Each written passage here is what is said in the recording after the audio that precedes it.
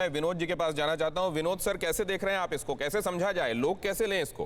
क्या ये वाकई आइडियोलॉजिकल प्रॉब्लम है? उन्होंने कहा कि मैं बड़े सारे विपरीत परिस्थितियों में काम करता रहा और अब क्योंकि ये काम जो है मुझको दलित विरोधी दिखाई दे रहा है इस पार्टी का, इसलिए मैं चला।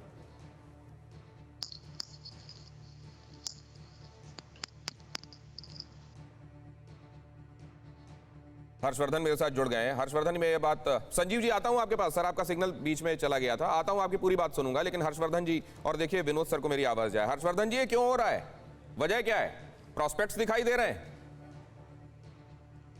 देखिए गौतम जी, सबसे पहले ये जरूरी है कि हम समझें कि आखिर हो क्या रहा है।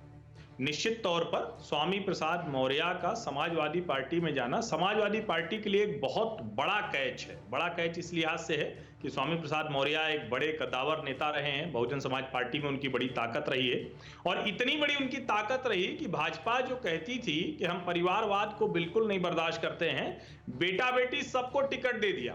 तो इसलिए भारतीय जनता पार्टी ये कहने की स्थिति में नहीं है कि हम बहुत मतलब परिवारवाद की वजह से अब उन्होंने छोड़ दिया, ये सब वो कह नहीं सकते।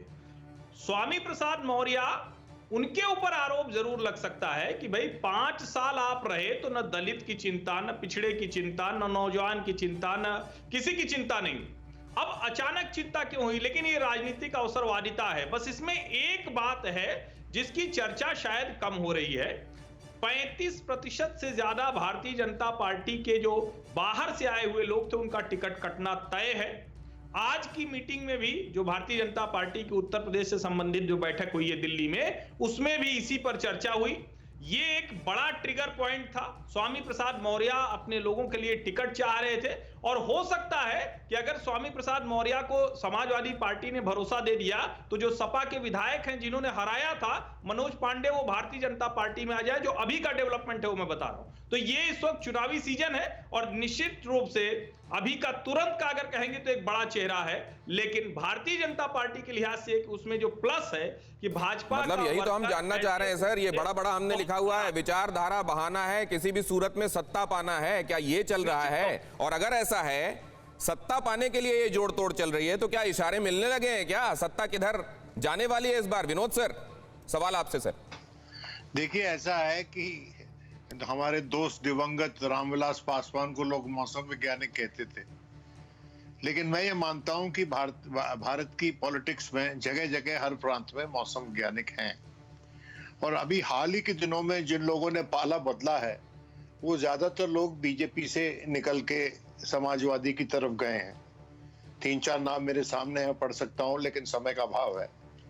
तो मैं ये समझता हूं कि ये जो योगी जी ने 80-20 की बात की थी, ये 80-20 की बात शायद उनको भारी पड़ेगी, क्योंकि हाल ही के दिनों में समाजवादी पार्टी ने जो अपनी व्यू रचना की है, वो भारतीय जनता पार्टी की 2017 की व्यू रचना से मिलती जुलती है। फर्क सिर्फ इतना है कि जो लोग पहले भारतीय जनता पार्टी के साथ थे, अब वो समाजवादी के साथ आ गए। और ये मौर्य साहब जो हैं, ये उसका आखिरी एक और नमूना है। अगर आप देखें तो शिवपाल यादव आज के दिन मुलायम सिंह के साथ है, आरएलडी है, ये सुहेल देव भारतीय समाज पार्टी है, महान दल है, और वो जनवादी सोशलिस्ट पार्टी जिसको कहते हैं वो है। ये लोग क्या मोहब्बत में आए हैं? जी नहीं।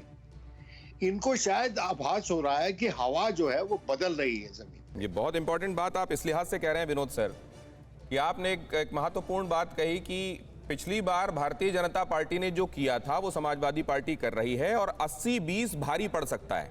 मतलब जातीय एस्पिरेशंस पर जो लोग चुनाव लड़ते रहे हैं, उनको ये लग रहा है कि अगर इस सिक्के को आगे चलाना ही नहीं है भारतीय जनता पार्टी को, तो फिर हमारी यहाँ मौजूदगी का सबब क्या है? परवाह देश की, सोमवार से शुक्रवार रात 10 बजे TV9 भारतवर्ष पर।